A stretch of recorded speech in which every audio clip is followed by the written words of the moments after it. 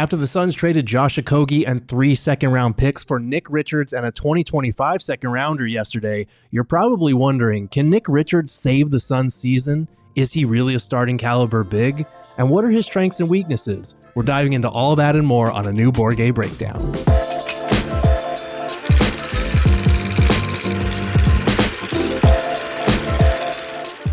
For starters, the 27-year-old Richards may just be a backup for the Hornets, who are one of the worst teams in the NBA.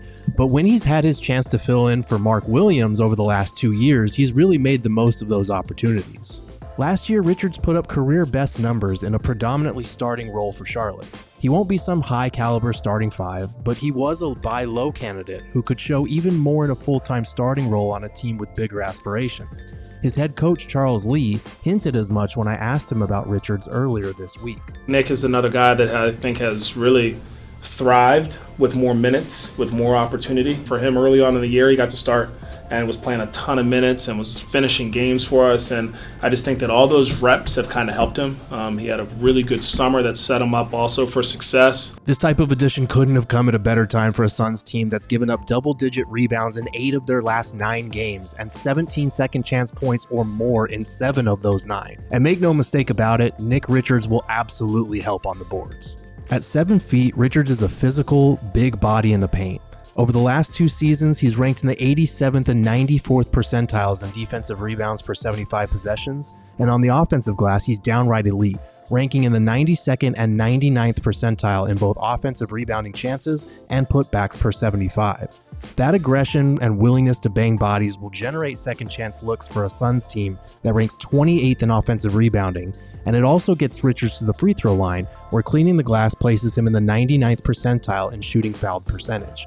I think he brings another just physicality to help us finish possessions. Last game we had 20 offensive rebounds, and I think he's one of the biggest reasons why we have such great offensive rebounding numbers on the year. Richards needs to get his free throw percentage back up to 74-75% like it's been over the last 2 seasons, but the defensive end is where he'll really need to make his mark in Phoenix and continue to grow as he was doing in Charlotte. I've just seen him grow, I would say defensively, number one, of versatility. We've put him on a point guard sometimes if that's, what we need to do to kind of just change the rhythm of the other team.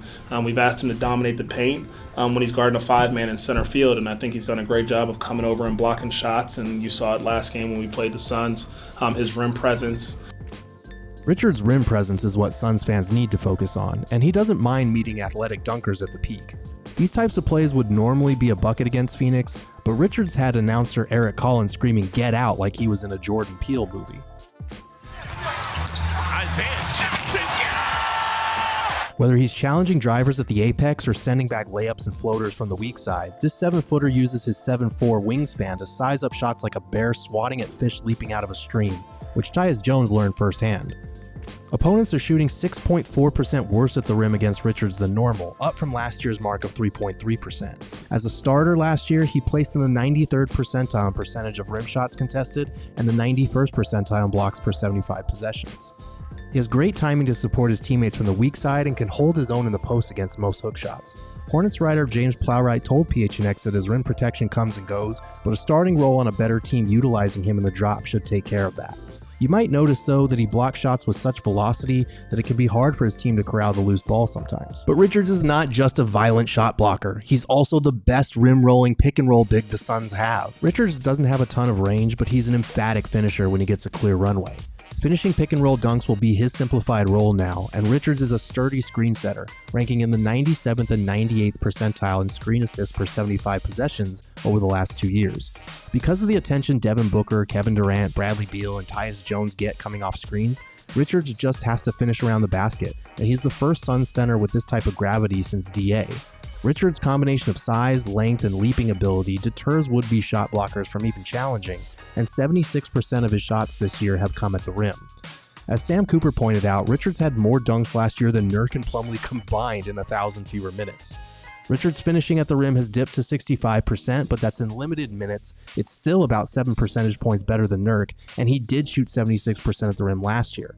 That number is more important since his rim shot quality was in the 92nd percentile last year.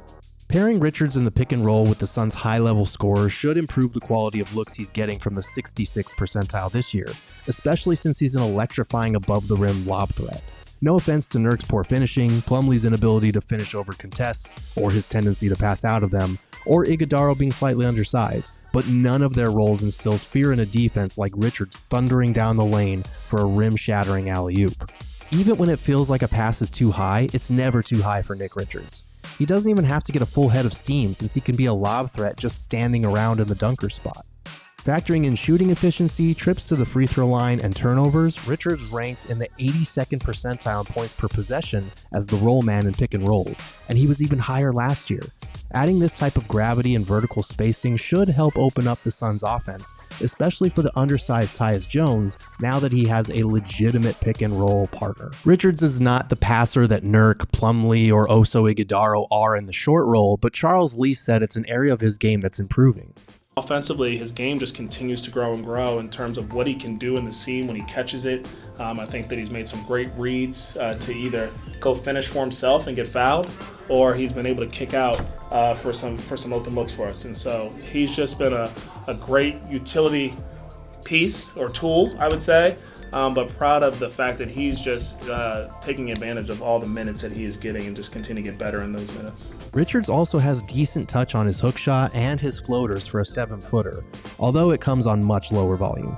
He's made 57% of his hooks over the last 2 years, and that spin move over the left shoulder into a right-handed hook, well, that's pretty reminiscent of DeAndre Ayton's automatic hook shot. It's not a go-to or a crutch like DA's was, but it's something you might see every now and then in a pinch. Finally, Richards should really help the Suns improve in transition. With more rebounds comes more opportunities to run, and Richards loves to run the floor, ranking in the 84th and 96th percentile over the last 2 seasons in points per possession in transition.